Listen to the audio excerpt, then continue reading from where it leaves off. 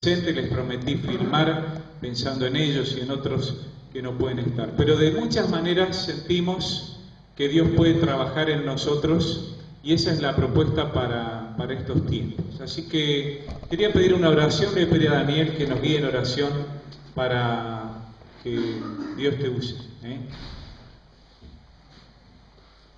Señor, en esta mañana queremos escucharte. Te damos gracias por Pablo, gracias por tu ministerio aquí con nosotros. Señor, hablanos a través de él, enseñanos, alentanos, estimularnos, exhortarnos. Te necesitamos tu Espíritu Santo en plenitud de nuestra vida, necesitamos escuchar tu voz. Señor, bendecinos, acompañanos que están por llegar y que podamos disfrutar todo este tiempo juntos. Te alabamos, te agradecemos y te lo pedimos en el nombre de Jesús. Amén. Bueno, buen día, ¿cómo les va? ¿Dormieron todos acá? No. Hay un grupito que sí durmió acá. ¿Durmieron? Sí, muy bien. No, dice. Mucha. Ah, sí, es el viejo problema de los campamentos, ¿no? El tema del ronquido. Bueno, es un gusto estar de vuelta. En realidad hay varias personas que no nos conocemos. Con los jóvenes sí nos conocemos, ya hemos compartido unas cuantas cosas. De hecho, estuvimos acá en el mes de febrero, marzo. Estuvimos acá compartiendo el campamento de jóvenes este verano pasado. Así que ya algo nos hemos conocido. Me presento un poquitito y presento también al equipo que dijiste. Bueno, Pablo Bernola, mi nombre es, somos dos pastores en la Iglesia Bautista de Lanús, en la primera Bautista de Lanús, ahí en la calle de Piñeiro. Estoy acompañando al pastor Walter Morales, iglesia donde fue pastor muchos años Ignacio Loredo, sigue siendo miembro de nuestra iglesia, tal vez muchos de ustedes lo conozcan, Ignacio. Trabajo en el seminario, soy profesor en el seminario, así que ahí me desempeño como docente de lunes a viernes. También trabajo en una escuela secundaria, en ESEA de Lanús. Sé que también hay algunos docentes acá, no en el ESEA de Villarreal, sino que en el ESEA de Lanús estoy trabajando ahí también. Y me acompañan hoy mi esposa Celeste y Marcela, que también tenía más conocido que yo. Así que un aplauso a ellas dos. Me vinieron a hacer el aguante, me vinieron a hacer tipo, cuando tengo que ir terminando, o tengo que tirar o algo, ellas me van a ir diciendo cómo vengo con el tiempo. Bien de hora, 10:30. Espectacular, muy bien. Bueno, hasta las 12 le pegamos, vamos a ver de qué manera. Bueno, lo primero que quiero hacer es felicitarlos por animarse a tocar un tema que no se toca en las iglesias evangélicas. En ese sentido los quiero felicitar. Y de hecho fue una de las cosas que más me atrajo cuando justo se puso en contacto conmigo.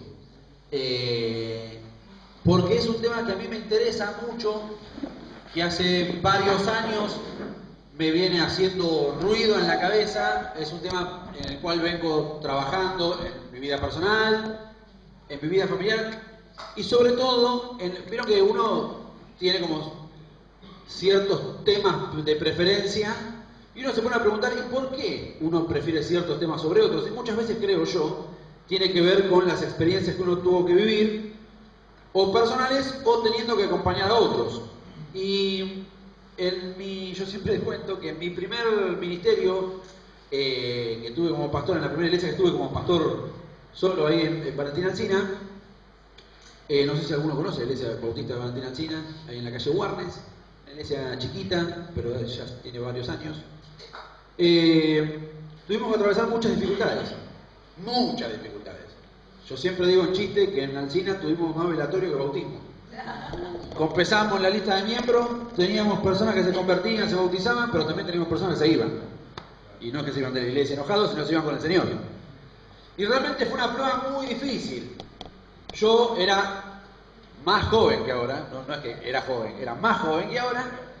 Mi primera experiencia, y fue muy duro, y fue un tema que yo empecé como a preguntarme a mí mismo, le empecé a preguntar a algunos pastores amigos, conocidos, y fue un tema que también empecé como a tratar de investigar. Después, en algún momento de mi vida académica, de mi vida de estudios, tuve la posibilidad de participar en un curso que se dio en la UCA sobre lo que se dice final de la vida, digamos, acompañamiento de personas enfermas y demás, porque siempre fue un tema que me atrajo mucho. Así que, si el título del campamento sigue siendo este, ¿no? Yo le puse el que vos me mandaste, Crisis, una oportunidad para crecer y hacernos fuertes. El tema de esta mañana que yo les quiero proponer es cómo hallar fortaleza en medio de la tormenta. Ese es el primer tema que vamos a estar compartiendo en esta mañana, o el tema de esta mañana. Yo les quiero preguntar a ustedes, viendo ese título del taller, el título es sugerente, digamos. Digo que el título es bueno porque no lo puse yo, porque si no está mal de decir yo puse el título. En realidad lo fuimos con idas y vueltas, lo fuimos poniendo de acuerdo con Justo. ¿Qué palabras te llaman a vos la atención de este título? Fortaleza, ¿no? Primero es como que uno ya se predispone a encontrar una solución, ¿no? Porque si lo que vamos a hacer es cantar un tango y nadar ahí en medio del lodo de las dificultades y no venimos a encontrar algo de fortaleza, terminamos medio para abajo del campamento, y creo que tampoco es el sentido. Y además estoy convencido que el mensaje de la Biblia es un mensaje altamente esperanzador. El gran problema es que no siempre es fácil tener esperanza, pero vamos a tratar de charlar un poquito algo sobre esto. ¿Qué otra palabra, además de fortaleza, le llama la atención? En medio. Bien, muy bien. En medio. Ahora, ¿en medio de qué? En medio del día, en medio del trabajo, en medio de las tormentas. Y la otra palabra que a mí me interesa es la palabra cómo. Me gusta que los talleres o que las predicaciones empiecen con la palabra cómo.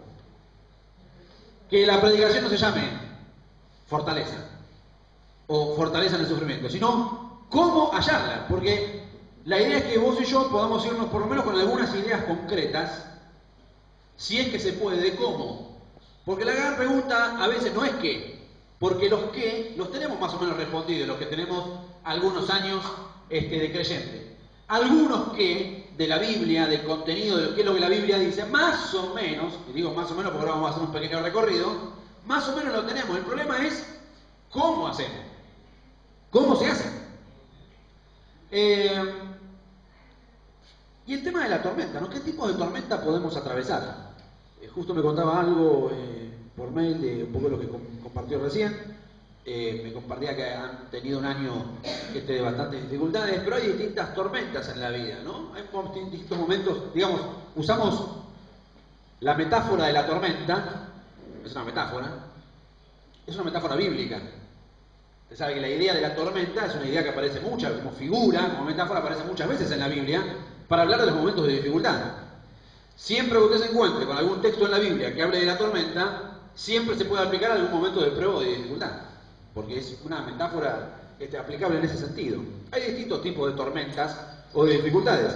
Enfermedades, ¿no? Tener que atravesar enfermedades, no siempre tenemos la respuesta o la explicación al respecto, enfermedades que tenemos que atravesar. Pérdidas que no esperamos, pérdidas inesperadas, puede ser de algún familiar, o también puede ser la pérdida de un trabajo, ¿sí? Y como consecuencia de esa pérdida, atravesar lo que se llama el duelo, el proceso de duelo, que no es de un día para el otro, que no es que de golpe yo es un switch, un interruptor que tengo y de golpe ya me pongo en gozo, lo pongo en la posición gozo y voy a la iglesia y de golpe tengo que hacer cosas que yo entiendo que debe ser, ¿no? Ese versículo que no está en la Biblia que dice sonríe, Dios te ama. Pero este es un cartelito que pegamos en todos lados, sonríe, Dios te ama. Y vos tenés que poner una especie de sonrisa medio psicópata porque Dios te ama. Y usted tiene que sonreír. En vez de decir sonría, lo estamos filmando, lo que decimos es sonría, Dios lo está mirando. Sonría. No importa lo que a usted le pase, no importa cómo está adentro, no importa si usted está hecho percha, lo importante es que usted sonría, sobre todo por los demás, ¿no? ¿Qué culpa tenemos los demás de los problemas que usted tiene? Entonces usted sonría y no me traiga más problemas de lo que yo tengo. Usted sonría. Y cuando uno está atravesando el proceso de duelo, no sé si usted probó, pero no sale fácil, ¿no? Andar sonriendo. Y si uno empieza a acostumbrarse a sonreír en el proceso de duelo, está entrando en una enfermedad psiquiátrica.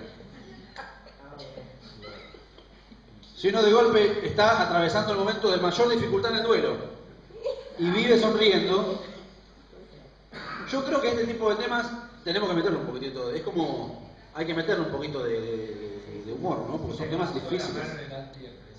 ¿Cómo? Que se pasó la mano en el antidepresivo. Puede ser.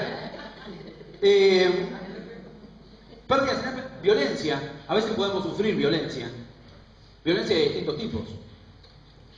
Y a veces la persona que sufre violencia, a veces no, siempre la persona que sufre violencia sufre y pasa esos momentos como una tormenta muy difícil de atravesar y en las cuales parece que no hay esperanza. Violencia familiar. Yo sé que esto a veces parece que en las iglesias evangélicas estas cosas no pasan, pero pasan. Violencia familiar, violencia física, pero no solamente violencia física, hay distintos tipos de violencia. Hoy se habla mucho de esto, gracias a Dios se habla mucho, y más o menos estamos un poco más al tanto de los problemas de violencia que hay. Cambios bruscos.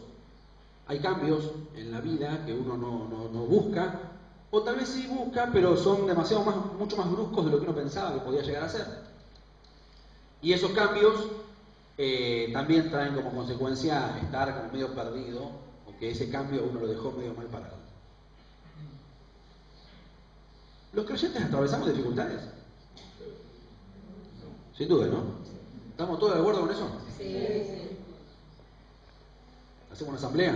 ¿Por quién estamos? ¿Por la afirmativa? Ustedes son una iglesia audiencia. No hay que hacer moción, ¿no? No creo que haya otra moción. Siempre me acuerdo de unas palabras de Pedro cuando dice: ¿por qué se asombran por este viento de prueba que están soportando como si fuera algo extraño? Bueno, la primera carta de Pedro es uno de los libros del Nuevo Testamento que más habla del tema de la prueba y de la búsqueda de sentido en medio de la prueba, ¿no? Esta carta está dirigida probablemente a una comunidad que está atravesando serias dificultades, algún tipo de persecución tal vez, y el mensaje es justamente intentar buscarle un sentido a esa dificultad. Ahora, ¿no era que somos más que vencedores? ¿Cómo es eso? Si somos más que vencedores, ¿cómo es esto de que uno va a atravesar dificultades? Yo soy más que vencedor. Para vencer tenés que vencer sobre algo, ¿no? Ahí está, ahí tenemos una respuesta. Si voy a vencer, tengo que vencer algo, ¿no? Si no, me dieron el título de campeón sin jugar un partido. ¿No era que somos hijos del rey? Yo soy un hijo del rey, yo soy un príncipe. Por lo tanto, si soy un príncipe, no tengo ningún tipo de problema, de dificultad. Lamentablemente, en nuestro ambiente cristiano, las tormentas, el sufrimiento, las pruebas, se convirtieron en un tema tabú. ¿Saben lo que es un tema tabú? No se habla. Pasa, ocurre, porque no podemos evitarlo, pero es un tema tabú. De esto mejor no hablamos. Cantemos del gozo, cantemos de la alegría, hablemos de las cosas buenas, contemos testimonios gozosos, pero de las dificultades mejor no hablemos. Y claro, la persona que atraviesa dificultades, la persona que atraviesa pruebas, se empieza a transformar en una persona altamente incómoda en nuestras reuniones y en nuestras congregaciones. Porque la persona que atraviesa dificultades tiene preguntas. Y una persona con preguntas siempre es incómoda. Y además, en general no nos bancamos con vivir con las preguntas. Los humanos no nos soportamos vivir con preguntas.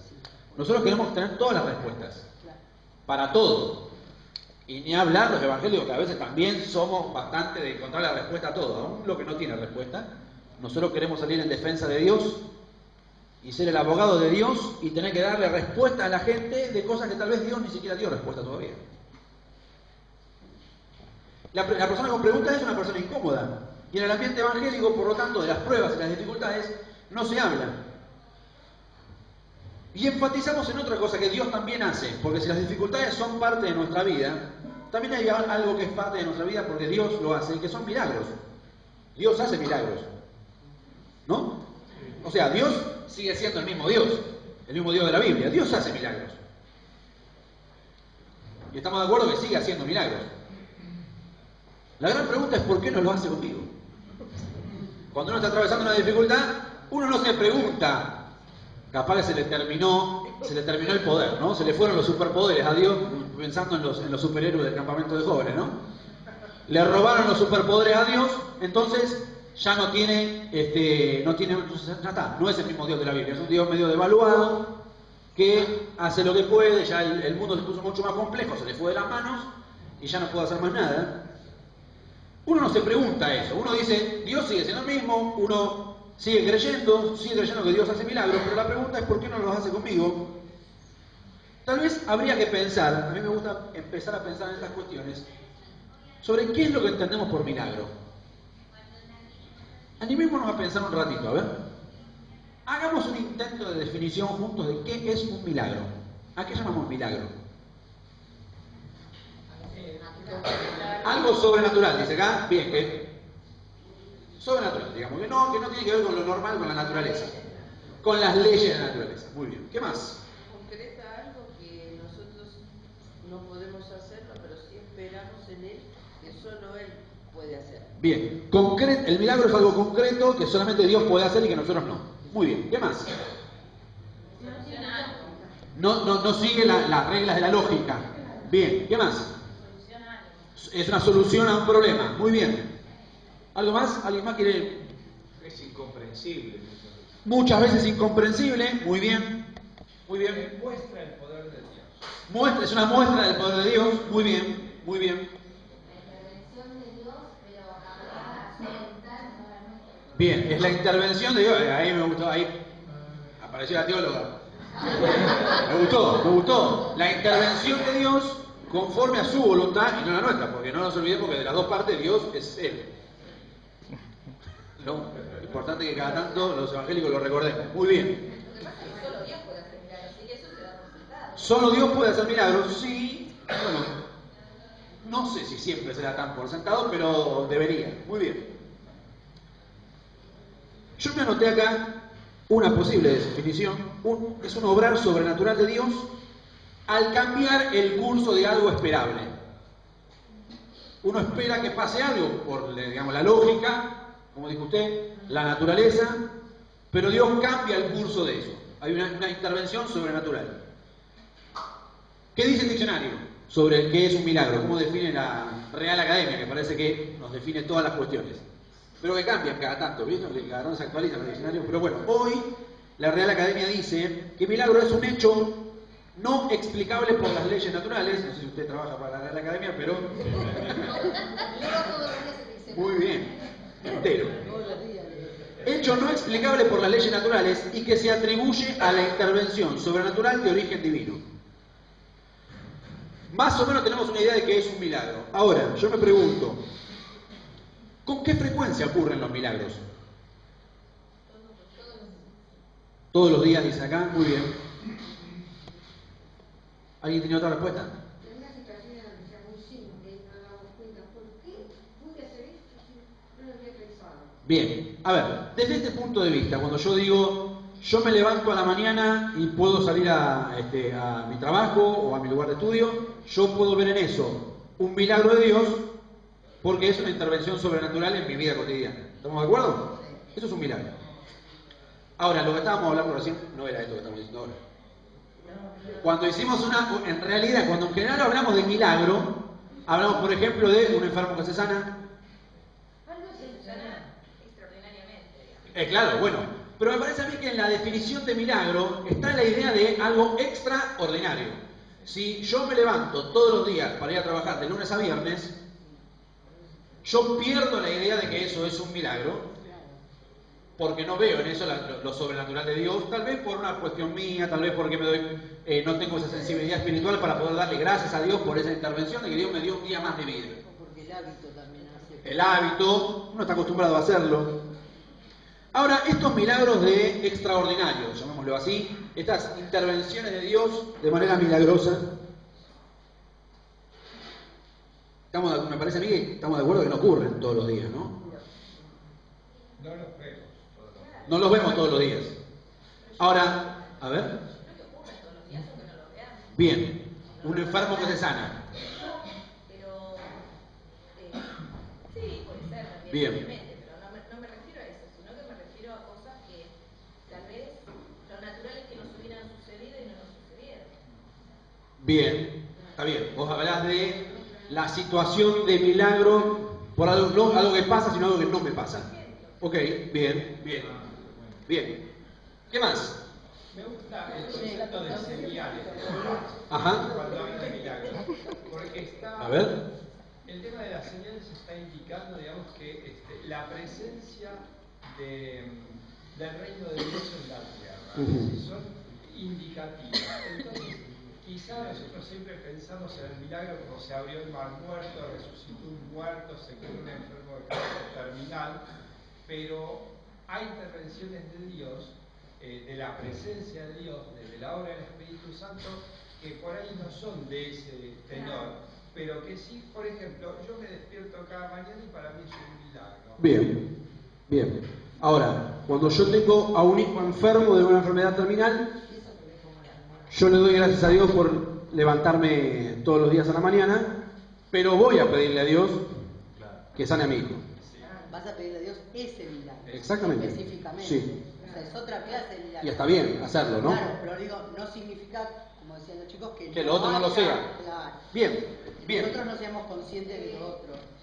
Sí, Milagro dale. también es la respuesta de Dios a las oraciones. ¿No? Bien. La dependencia y el obrar de Dios en respuesta a las oraciones creo que suceden todos los días. Bien. Lo podemos palpar y son milagros. Bien. La presencia de Dios, la provisión cotidiana. Que no sean las esperadas por nosotros. Aunque no sean necesarias. Esto que estamos haciendo en grupo es hacer teología. Estamos pensando en cómo Dios obra, la manera en la que Dios interviene en nuestra cotidianeidad. Ahora, pensando en la cuestión justamente de la frecuencia de los milagros, sobre todo pensando en los momentos de prueba que mencionábamos antes, ¿no? Las enfermedades, mencionamos las pérdidas, la violencia. Si ustedes alguna vez padecieron alguna enfermedad o tuvieron algún familiar enfermo, uno muchas veces puede orar por los enfermos. Puede orar. Sobre todo, en general, redoblamos las oraciones cuando la persona se pone cada vez más enferma y nosotros no vemos esa curación. Y si la enfermedad sigue avanzando y no termina bien, y si no queremos, según desde nuestro punto de vista, no termina bien, ¿no? Porque termina en el fallecimiento de la persona. Ahí entramos a hacer teología medio rapidito. Empezamos como a veces a cambiar de libreto, a cambiar de discurso, a decir cosas que antes, que mientras estábamos orando no decíamos, como porque me parece que en un punto entramos en contacto con algo que es el misterio de Dios. Entramos en contacto con algo que es Dios, la soberanía de Dios y la manera en la que Dios se mueve, que excede a la manera en que nosotros obramos o entendemos.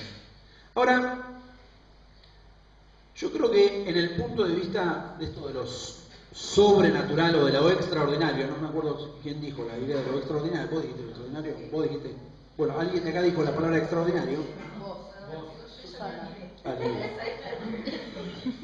Si uno piensa en lo extraordinario, si uno enfatiza lo extraordinario de un milagro, para que algo sea extraordinario tiene que haber algo ordinario. Entonces, en ese sentido de la definición de milagro, los milagros no pasan todos los días, o por lo menos eso extraordinario. Puede ser que también mezclemos o comprendamos el tema de los milagros cotidianos u ordinarios como bendiciones y lo milagroso como algo extraordinario, o sea, como categorizamos.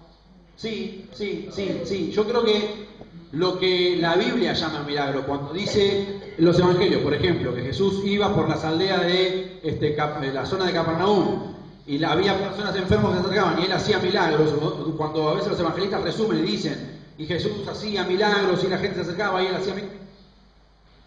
Esos textos no se están refiriendo a que la persona el otro día se levantaba a la mañana e iba a trabajar. Se refería a una persona que iba con una necesidad y Jesús obraba de manera extraordinaria o sobrenatural para que esa persona se curara. Y es ahí donde me parece que si esos tipos de milagros no ocurren todos los días, si los milagros no ocurren frecuentemente, tenemos que volver a pensar o volver a preguntarnos a qué llamamos milagro o si nuestra fe debe depender de esas intervenciones sobrenaturales de Dios.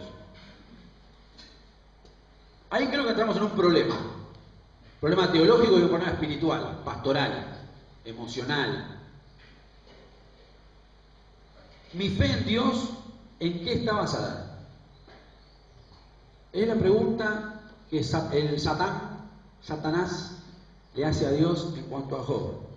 ¿Acaso cree Dios, que cree Job, dice la versión Reina Valera, de balde? ¿Qué significa? En esta traducción lo que significa es, ¿cree porque sí, cree por nada? ¿O cree porque la vida le sonríe? ¿En qué está basada nuestra fe? Y encima en nuestro ambiente se hace tanto énfasis en los milagros. En el ambiente cristiano, en el ambiente evangélico se hace tanto énfasis en los milagros, en contar testimonios de milagros, que cuando uno realmente escucha en una reunión 10 testimonios de milagros, parece que el milagro es lo cotidiano y no es la intervención que irrumpe lo ordinario con lo extraordinario. Y si bien yo creo que está muy bien compartir el testimonio cuando Dios interviene de manera sobrenatural en nuestra vida, para poder alentar a otros. Jesús, en algunos casos, dicen los evangelios que decía que no cuenten nada, pero que cuando ellos contaban, la gente se convertía, la gente se acercaba a Dios. Muchas veces los milagros, de hecho, son motivadores para poder seguir creyendo. Cuando yo escucho lo que Dios hizo en la vida de otra persona, me motiva a seguir creyendo, me motiva a seguir orando. Ahora la pregunta es, ¿qué ocurre cuando el milagro no llega? Porque si por definición el milagro es algo extraordinario, lo cierto es que si hay 10 leprosos, no pasa como pasaba en tiempo de Jesús, que a los 10 los curan. Por definición, si el milagro es algo extraordinario que Dios hace, por definición, si hay 10 enfermos de cáncer, 1 se va a sanar y 9 se van a morir.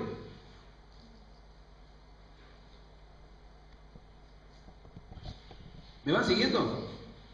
Es un tema muy delicado el hecho de, yo puedo hacer pasar ahora a todos, seguramente todos nosotros tenemos algo bueno para contar de lo que Dios está haciendo en nuestra vida. Seguramente, yo le digo, pase usted al frente y cuente un testimonio. Usted lo va a contar. Va a decir algo que Dios, porque usted puede dar la percepción de que Dios está haciendo un milagro en su vida. Y si alguno recibe un milagro extraordinario, sobrenatural de Dios, por supuesto que usted va a dar testimonio y va a poder contar lo que Dios hizo. El gran problema nos pasó hace poco en la iglesia nuestra. Dios hizo un milagro en la vida de una mujer que tenía una enfermedad, tenía una cuestión ahí, y Dios la sanó. Por supuesto que estábamos todos felices por lo que Dios hizo en la vida de la mujer. Y la mujer pasó a dar testimonio, lo contó, celebramos, cantamos, dimos gracias a Dios. Pero ese tipo de testimonio también empezó a generar en otros la pregunta de, ¿y a mí? Y eso le pasa a usted, me pasa a mí, nos pasa a todos. Ese es el problema cuando lo que enfatizamos es solamente el milagro en Dios. ¿Qué pasa cuando el milagro no llega? ¿Qué pasa cuando la tormenta se intensifica?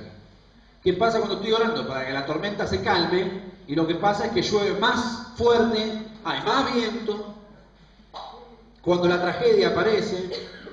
Así que yo los quiero felicitar como iglesia, animarse a tocar este tema, porque no es un tema fácil, pero es un tema muy necesario, porque es un tema con el que usted y yo lidiamos todos los días. Todos los días lidiamos con este tipo de cuestiones. Es importante para los que todavía tal vez hay algunos acá que no están atravesando alguna prueba importante. Tal vez algunos, tal vez los más jóvenes todavía no tuvieron una tragedia, no tuvieron que pasar alguna prueba muy difícil en su vida, pero es importante que hablemos de estas cosas. No quiero ser amargo, ¿no? Pero van a venir las pruebas. Más tarde o más temprano, las dificultades van a aparecer. Los duelos van a aparecer. Las pérdidas, las enfermedades. Si Dios curara a todos los enfermos, no se muere nadie. Estaría recontra superpoblado el mundo. Si todos fuéramos Lázaro, porque claro, Jesús lo resucitó a Lázaro, ¿no? Lo salió de la tumba, pero después se volvió a morir. Lázaro no está vivo. Sabía eso, ¿no? Si usted compra un viaje a Tierra Santa, usted no se va a encontrar con Lázaro.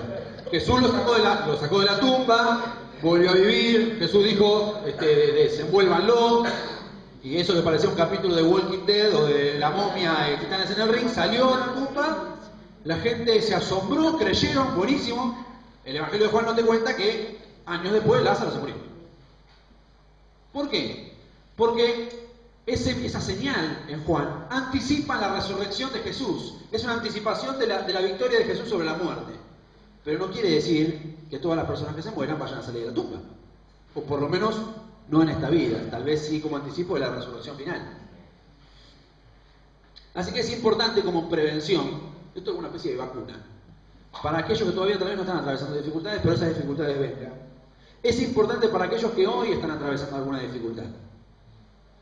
Para poder intentar encontrar algo de fortaleza, como decía el título. Y es también importante para aquellos que ya atravesaron alguna dificultad en el pasado. Y que seguramente en algún caso pueden haber sido víctimas de alguna interpretación nefasta.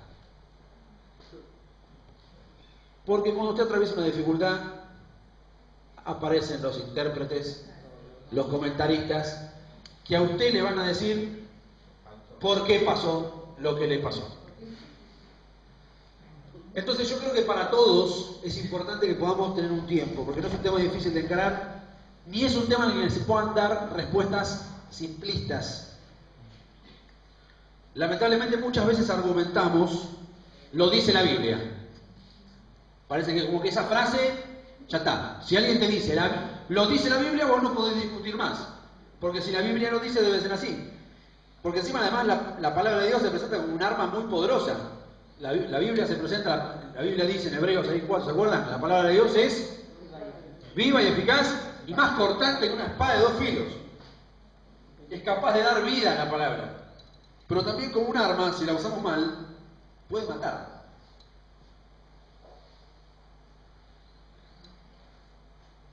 Con un versículo revoleado por la cabeza, usted puede destruir la vida de alguien. Usted puede hacer gatillo fácil con la Biblia. Usted puede revolearle 2 o 3 versículos a una persona sacados de contexto y hacer que una persona que está atravesando dificultad encima le tire 3 versículos que lo terminan de arruinar. Porque lo sacamos de contexto, porque no interpretamos ese texto y qué es lo que ese texto quiere decir, porque no es un versículo que está sacado del contexto y de lo que es el espíritu general de la palabra. Entonces, vamos a acercarnos en esta mañana a una visión bíblica de las pruebas. ¿Cuál es el recorrido? Usted sabe que la Biblia es una biblioteca. Usted es una iglesia que hacen énfasis en la escuela bíblica. Stanley se congrega en la iglesia ¿hace cuánto? 50 años. Digamos, hay un bagaje bíblico importante. Seguramente en algunas cosas no les voy a decir nada nuevo. Pero uno no sabe, tal vez si hay alguna persona que viene por primera vez al campamento, a un campamento, o que está empezando a ir a la iglesia hace poco, le contamos. La Biblia es un grupo de libros. La Biblia es un libro, pero es una biblioteca. ¿Sí? Es un grupo de libros. Y que desde la fe nosotros reconocemos en este grupo de libros palabra de Dios, porque reconocemos en estos libros que son inspirados por Dios. Pero esos 66 libros que forman nuestra Biblia fueron escritos por distintos hombres en distintos momentos de la historia. Y la manera en la que Dios se fue revelando al hombre, tanto en el Antiguo como en el Nuevo Testamento, que son las 2 grandes divisiones de la Biblia, fue una revelación de tipo progresiva. Es decir, Dios fue revelándose de manera distinta y de manera complementaria a medida que el tiempo fue pasando. Esto es como querer agarrar a un nene de 3 años y querer explicarle física cuántica. Y no podemos hacer todo junto, como si el nene fuera una especie de balde en donde le abrimos la cabeza, le tiramos toda la información, se la cerramos y decimos, pues ya está, ya sabe el nene. Los docentes que están acá presentes saben que lo que es la enseñanza y la pedagogía es una cuestión que se va construyendo y se va haciendo escalón a escalón, en distintos momentos de la vida de la persona. Y lo mismo pasa con los hombres y la revelación de Dios. En la pedagogía de Dios, en la enseñanza de Dios para su pueblo, esa enseñanza fue también progresiva y Dios se fue revelando de distintas maneras. Por eso es que tenemos que aprender a poder leer la Biblia y en los distintos momentos históricos en donde en la Biblia se habla sobre el tema de las pruebas y el sufrimiento. ¿Soy claro? Porque hubo distintas maneras en las que Dios se manifestó. Tal vez, probablemente, una de las respuestas más antiguas que tenemos en la Biblia, en el Antiguo Testamento, sean los libros de algunos de los profetas. Hay algunos profetas del Antiguo Testamento que escribieron ahí por el siglo VIII antes de Cristo. Estamos hablando de mucho, mucho tiempo atrás. Y algunos creen que algunos de ellos podrían ser algunos de los libros más antiguos de la Biblia, del Antiguo Testamento. Y en esos libros nos encontramos con algunos pasajes, no sé si alguna vez le pasó, pero uno se encuentra leyendo algún texto del Antiguo Testamento y dice, papá, mejor leo el Evangelio de Juan, ¿no?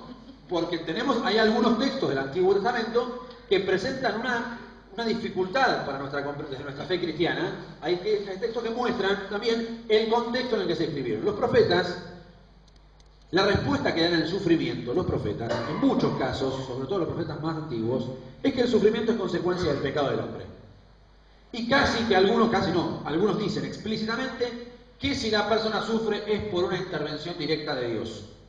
Dios envía esa prueba. Si había alguna nación que no la estaba pasando bien, la respuesta del profeta es Dios intervino y le mandó eso.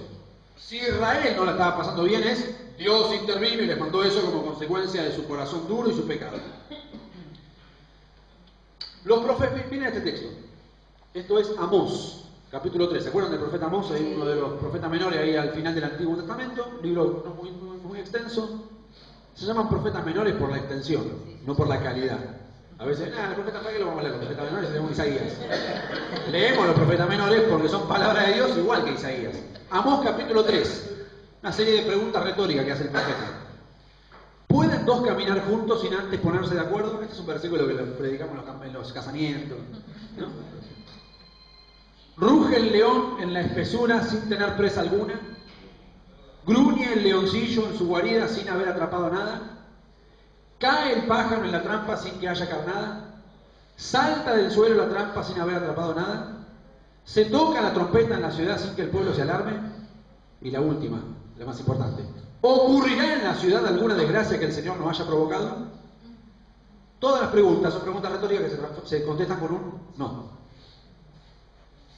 ¿Pueden dos caminar juntos sin antes ponerse de acuerdo? No. ¿Ruge el león en la espesura sin tener presa alguna? No. ¿Gruñe el leoncillo en su guarida sin haber atrapado nada? No. ¿Ocurrirá en la ciudad alguna desgracia que el Señor nos haya provocado? No. La idea que está detrás en el profeta es que todo lo que ocurre, si en la ciudad ocurre alguna desgracia, es que Dios la provocó directamente. ¿Cuál es el principio que usaban los amigos de Job? Bueno, ahí va. Ahora, fíjese. ¿Usted le diría esto a una persona que está atravesando dificultad? Usted lea esto de la pastoral, ¿no? Usted le va a contar al pastor justo, usted sabe que me echaron del trabajo. ¿Ocurre algo que Dios, alguna desgracia que Dios no haya provocado? Querido, te echó Dios.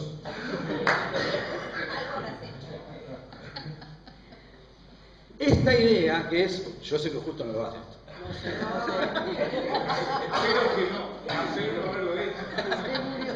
Uno lamentablemente uno empieza como a mirar para atrás y uno dice, perdón Señor, menos mal que estamos en la mano de tu gracia. Pero a veces cualquiera de nosotros podemos haber hecho eso con alguien que se presentó. Y uno hasta podría decir, bueno, pero a veces sí. Sobre todo cuando son personas con las que no estamos de acuerdo con su estilo de vida. Cuando son personas que no estamos de acuerdo, ahí lo aplica al principio. Se lo manda a Dios y Dios se lo provoca. Jorobate. Si fueras hijo de Dios, esto no te pasaba. Esto te pasa porque vos sos un pagano, incrédulo, inconverso. Y si te convertís, esta cosa no te pasa. Entre paréntesis, es mentira. Porque usted sabe bien que a usted, siendo cristiano, también lo echan, usted se enferma y usted tiene problemas. También. Entonces tenemos un problema ahí, ¿no? ¿Qué va a hacer? No digo que confesamos que perdí todo el sueldo jugando a la ruleta. Claro. Ahí sí aplicamos. Bueno, claro, exactamente. O por ejemplo, viene una madre a contarme que tiene problemas graves con su hijo adolescente. Lo que le decimos, mirá, vos tenés problemas con tu hijo adolescente, porque claramente no le has enseñado los principios del Evangelio. Si vos a tu hijo adolescente lo educás en los principios del Evangelio, nunca se apartará de él. Conozco 70.000 casos de padres cristianos que han educado a sus hijos en los principios del Evangelio, pero ¿sabe qué pasa? El chico tiene libre albedrío. Tiene todo un background, una educación cristiana, pero el chico tiene que elegir. Y elige, por supuesto que está condicionado, pero no está determinado. Tiene una serie de condiciones que lo favorecen para poder tomar buenas decisiones, para ver qué tipo de familia quiere formar, para ver qué principios de vida va a tener. Pero el chico puede decidir y debe decidir. De hecho, debe decidir. Si usted sigue decidiendo por su hijo adolescente, que tiene 17 años, usted sigue decidiendo... Que sea libre está bien. Que sea libre está bien. Pero esas decisiones se toman de mucho antes, de chiquitos. Después de adolescente ya no puede hacer nada. Ya. En algún momento de mi adolescencia, cuando todos me cargaban, yo soy un charlatán, me cargaban 30 y pico años sin ser campeón, yo decía, ¿por qué, señor? Pero ya está, era tarde, ¿no? No lo podíamos cambiar, y no lo quería cambiar. Pero esta idea es que Dios interviene de manera directa y que Dios provoca. Dios lo provoca. Es una respuesta, si ustedes me permiten la idea, incompleta. Y que responde a la teología que aparece en el libro del Deuteronomio, que es un libro fundamental en la teología de cierta parte del Antiguo Testamento. La vamos a llamar teología deuteronomista. ¿Sí? Deuteronomista.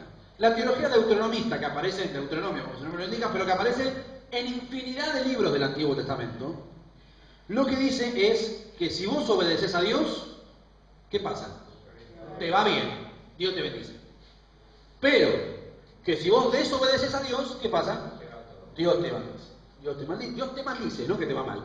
Te maldice Dios y hay una especie de vademecum de maldiciones en el Deuteronomio. Lea el capítulo 28, simplemente están los primeros versículos. 28, 1 y 2. Si realmente escuchas al Señor tu Dios y cumples fielmente todos estos mandamientos que hoy te ordeno, el Señor tu Dios te pondrá por encima de todas las naciones de la tierra. Si obedeces al Señor tu Dios, todas estas bendiciones vendrán sobre ti y te acompañarán siempre. Y usted lee el 28 y uno dice, buenísimo, me dan ganas de obedecer. Cuando lee lo otro se te van todas las ganas de desobedecer. Versículo 15, pero, debes saber que si no obedeces al Señor tu Dios, ni cumples fielmente todos sus mandamientos y preceptos que hoy te ordeno, vendrán sobre ti y te alcanzarán todas estas maldiciones. Y toda la parte positiva que se dijo en la primera parte de Deuteronomio, se dice en negativo en la segunda parte. La teología deuteronomista, basada en las promesas del Deuteronomio, influyen en muchísimos libros del Antiguo Testamento. Ustedes que han leído la Biblia en algún momento, recordarán la historia de Israel. La historia de Israel que se cuenta en el Antiguo Testamento, que arranca en Josué. ¿Cuál sigue? ¿Qué libro sigue después? El libro de Jueces. Y después hay dos libros que están divididos en dos partes. El libro de Samuel y el libro de Reyes, ¿no? El segundo libro de Samuel, pero en el segundo libro de Reyes casi que se podría leer de corrido esos 6 libros. Es una historia de corrido de Israel, que empieza con la conquista de la tierra, ¿no? Josué toma la tierra y termina como el segundo libro de los Reyes. Sigue, de la división del reino sigue un poco más. Segundo Reyes termina con la pérdida de la tierra. Josué toma la tierra, varios años después, varios siglos después, pierden la tierra. ¿Por qué? Porque la tierra era símbolo de la bendición de Dios. Y lo que nos muestra la historia, el historiador bíblico, que sigue esta teología deuteronomista, es: a Israel le fue así, ¿por qué? Porque desobedeció a Dios. A ver, el autor del libro de los Reyes, de cada uno de los reyes de Israel, no hace un análisis socioeconómico. No dice, bueno, tomó buenas decisiones en lo que es política internacional, tomó buenas decisiones para el mercado interno. No. ¿Cuál es la evaluación de cada rey? Hizo lo bueno. ¿Hizo lo bueno o hizo lo malo? Y cuando vos lees todo, lo que ves es la mayoría, la enorme mayoría, hicieron lo malo. Entonces, si haces lo malo, según Deuteronomio, ¿qué pasa? Te va mal. Y si Dios te bendijo porque te dio la tierra en Josué, porque Josué obedeció, ¿qué le había dicho Dios a Josué? Mira, que te mando que te esfuerces y seas valiente, pero unos versículos antes le dice, cuando le da la ley, que no se tiene que apartar y que tiene que obedecer uno por uno los preceptos y mandamientos, porque de eso depende la conquista. Josué lo hace, conquista. Los reyes no lo hacen, la pierden. Es bastante lineal el asunto, ¿no? El libro de Proverbios, que responde también, usted leyó un libro precioso, el libro de Proverbios. Los proverbios, ¿qué son? Es un libro para leer, por ejemplo, uno agarra un capítulo y uno lee un capítulo entero. Y es un libro para leer como cualquier otro libro de la Biblia, Proverbios. ¿Qué características tiene el libro? Son como frases breves, ¿no? Son como refranes. Bien. Con lo cual, un proverbio no tiene que ver estrictamente con el anterior ni con el posterior. Uno tiene que leerlo como si todo eso fuera un tema. Por lo menos en gran parte del libro. El libro de Proverbios, en general, los refranes, los proverbios que aparecen en ese libro, responden a esta manera de entender a Dios. Y entonces nos encontramos con este tipo de proverbios. La maldición del Señor cae sobre la casa del malvado, su bendición sobre el hogar de los justos. Amén. Está bien. Amén, dijo. Muy bien. Bien. Capaz que hay alguno más. El Señor no... Mirá, esto para el campamento. El Señor no deja sin comer al justo, pero frustra la avidez de los malvados. El justo se salva de la calamidad, pero la desgracia le sobreviene al malvado. Al justo no le sobrevendrá ningún daño, pero al malvado le cubrirá la desgracia. Eso acá no pasa. ¿Cómo? Esa última acá no pasa. ¿Al justo no le sobrevendrá ningún daño? No, al malvado no le pasa. Ajá. Esta cuestión, claro, bueno, a ver, justo tiene una frase genial. Pues dijo, puede fallar, como decía Tuzán, ¿se acuerdan? Tuzán metía al hijo en un cofre con pelotitas. Estábamos todos orando si éramos creyentes o cruzando los dedos si no éramos creyentes, diciendo que no se le pase, que no se le pase de rosca. ¿Podría hacer un pasito con agua? Estábamos todos orando o cruzando los dedos si no éramos creyentes para que no pase nada. Puede fallar, decía siempre, ¿no? O él atravesaba un sable, ¿se acuerdan? Hasta acá y uno decía que no le pase nada a este hombre, en vivo por lo menos. Esta idea del libro de Proverbios subraya la misma actitud. ¿Qué es lo que describe el libro de Proverbios? Si usted me permite a mí la idea, lo que debería ser. ¿Cómo debería ser el mundo? ¿Cómo debería ser el mundo si gobernara la justicia? Y la verdad, el malvado debe tener maldición como consecuencia y es la bendición sobre el hogar de los justos. Que el justo nunca le falte de comer, pero que los malvados les vaya mal. Que la calamidad vaya para el malvado, la desgracia, pero no para el justo. ¿No? Eso sería como lo ideal. ¿Cómo debería ser? Esta idea de entender a Dios subraya lo que usted dijo antes, que era la soberanía de Dios. Esta manera de entender a Dios subraya la soberanía de Dios. Dios es soberano, Dios está en control y Dios manda o no manda. El tema que tuvo Israel es el tema que usted tiene y yo también, que es que la vida es un poco más compleja que esto. Que estos son principios de lo que debería ser la vida, pero que la vida y la realidad nos muestra que a veces pasan otras cosas. Tiempo más adelante se empiezan a terminar de cerrar algunos libros del Antiguo Testamento, que fue todo lo que se conoce como el movimiento sapiencial, es decir, los libros de la sabiduría del Antiguo Testamento.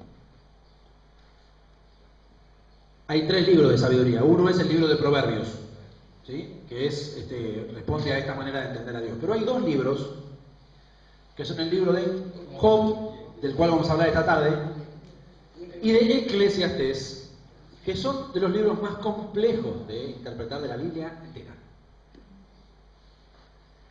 Los sabios, que son sabios no porque hayan estudiado en la Sorbona, sino porque la sabiduría en Israel se basa no en los pergaminos y en los títulos, sino que el sabio es aquel que es un buen observador y alguien que sabe aplicarlo en la vida cotidiana. Los sabios de Israel se empiezan a dar cuenta que los buenos también sufren. Entonces ese ideal que mostraba el Deuteronomio empiezan a darse cuenta que acá algo pasa. Y eso se empieza a desarrollar en esta tradición sapiencial. El autor de Job lo que hace es mostrar ese problema. ¿Se acuerda usted la historia de Job, no? Lo vamos a mirar esta tarde, pero digamos, ¿qué es lo que hace? Mostrar en los primeros 2 capítulos que hay un tipo que era perfecto. A Job se lo muestra prácticamente como alguien perfecto y al cual le vienen todas juntas. Es una hipérbole el libro de Job, justamente, porque te acuerdas, ¿no? Cómo es la situación. Viene uno y le dice, che, te robaron todo. No termina de hablar uno y viene otro. No termina de hablar uno y viene otro. Así dice el texto, es casi tragicómico. Se van pisando uno a otro y las tragedias son una peor que la otra. Y Job va diciendo, bueno, no importa, me la banco, no importa, Dios es bueno, no importa. Desnudo salí del vientre de mi madre, desnudo volveré. Y uno va diciendo, bueno, bien Job. Y esa es la imagen en general con la que nos quedamos con Job, ¿no? Alguien que se la banca. Eso si uno lee los primeros 2 capítulos. En el capítulo 3 se estalla. Y del 3 al 38 es un problemón. De eso vamos a hablar un poco esta tarde.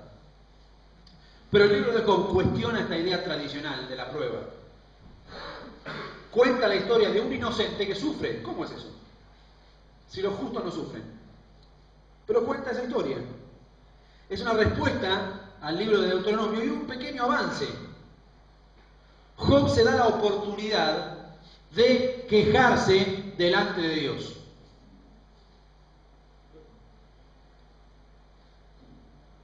Pero las pruebas pasan igual los justos. Claro, justamente por eso que usted dice, es que a Job entra en cortocircuito. Porque además vienen los amigos. Esta tarde vamos a hablar de los amigos, no me quiero ir mucho con Job, pero entra en cortocircuito. Porque él dice, yo hice todo bien. Hice todo lo que decía el Deuteronomio. Y le empieza, diríamos, los pibes dirán, te lo juro, hice todo. Soy de manual, loco. De manual. Y me pasaron todas estas juntas. Job entra en una crisis y se anima a quejarse delante de Dios. Y aquel que se queja de la cosa que Dios manda, en general en la comunidad creyente es mal visto.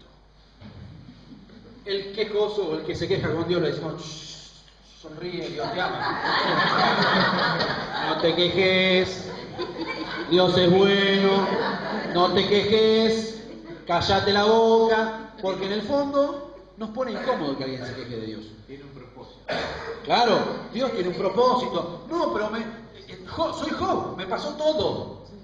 Dios tiene un propósito. Dios permite estas cosas a sus hijos para enseñar. De eso vamos a hablar esta tarde.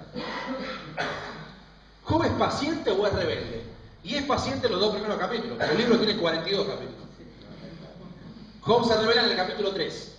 Y se revela bien. Y el otro libro, que sigue en la misma línea, es uno de los libros más difíciles de la Biblia, que es el libro de Eclesiastés. ¿Leyó usted alguna vez el Eclesiastés? Si usted lo leyó, no se olvidará alguno de estos pasajes. Todo he visto durante mi absurda vida, dice, no Enrique Santo Discépolo, sino el predicador, el autor de Eclesiastés. Hombres justos a quienes su justicia los destruye, y hombres malvados a quienes su maldad les alarga la vida. Dice más adelante, 8:14, en la tierra suceden cosas absurdas, pues hay hombres justos a quienes les va como si fueran malvados, Y hay malvados a quienes les va como si fueran justos, y yo digo que también esto es absurdo. Dice la versión Reina Valera, vanidad. El término hebreo es el término hebel, que significa literalmente neblina. ¿Había neblina en la mañana hoy cuando se levantaron? Bueno, es eso. Literalmente el término hebreo es cuando uno no ve nada. A veces los tiempos de prueba son como un tiempo de neblina, ¿no? Uno no ve nada. Y uno tiene que si va manejando en la ruta con neblina, es por fe. Literalmente. Es seguir creyendo que adelante no hay un coche, seguir creyendo que la ruta va más o menos derecha, porque no puedo ver y tengo que seguir creyendo. El tiempo de prueba a veces es un poco... Bueno, Hebel significa neblina, esta cosa no duradera, sino como que la vida es...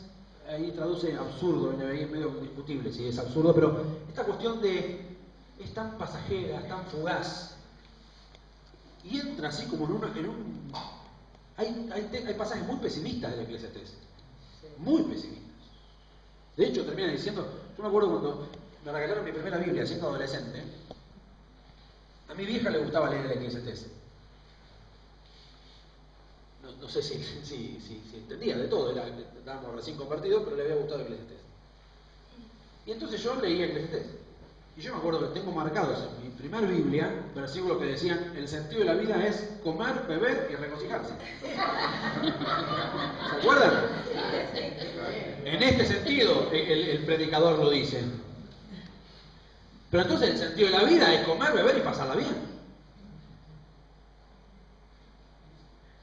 ¿Para qué me voy a forzar? Ahora el libro termina con un montón de preguntas. Fíjense este capítulo. Me fijé que en esta vida la carrera no la ganan los más veloces, ni ganan las batallas los más valientes, que tampoco los sabios tienen que comer, ni los inteligentes abundan en dinero, ni los instruidos gozan de simpatía, sino que a todos les llegan buenos y malos tiempos. Vi además que nadie sabe cuándo le llegará su hora. Así como los peces caen en la red maligna y las aves caen en la trampa, también los hombres se ven atrapados por una desgracia que de pronto les sobreviene.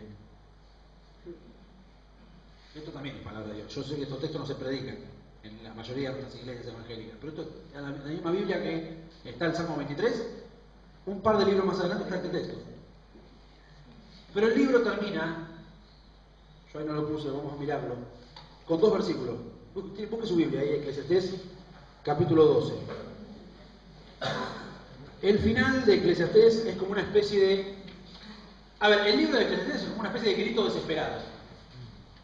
De alguien que está analizando su vida y que hay cosas que no le cierran y que no entiende.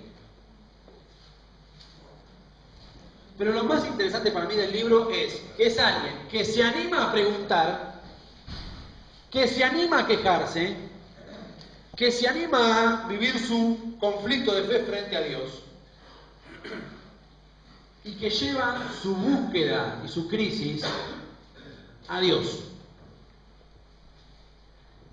Para mí es lo más interesante que tiene el libro. Dios es un gran protagonista del libro de Eclesiastés.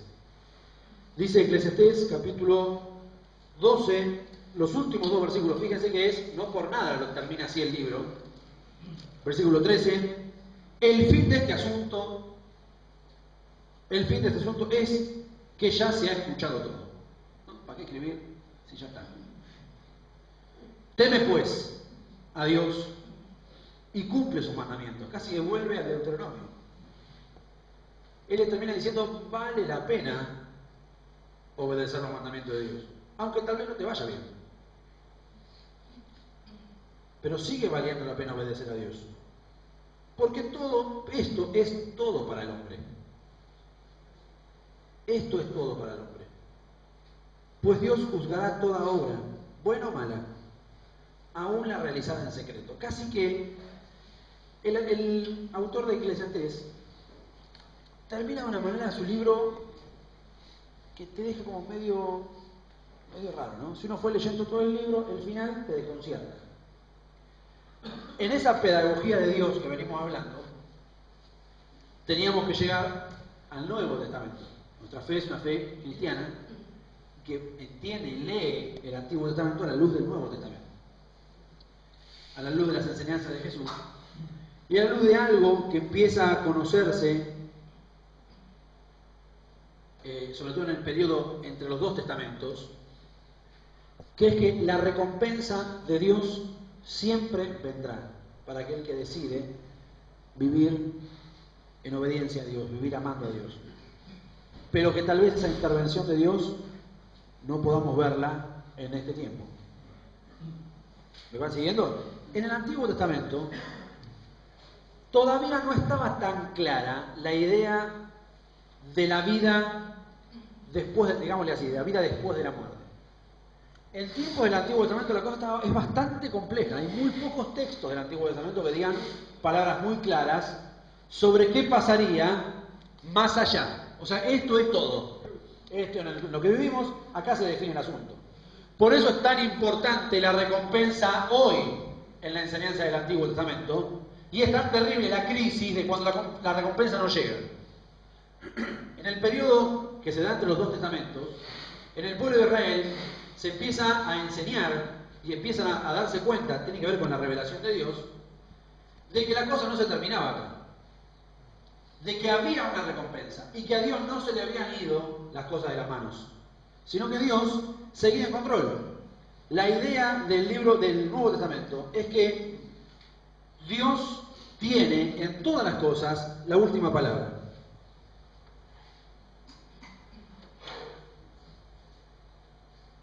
El pueblo de Israel en tiempo del siglo I, en tiempo de Jesús, había entendido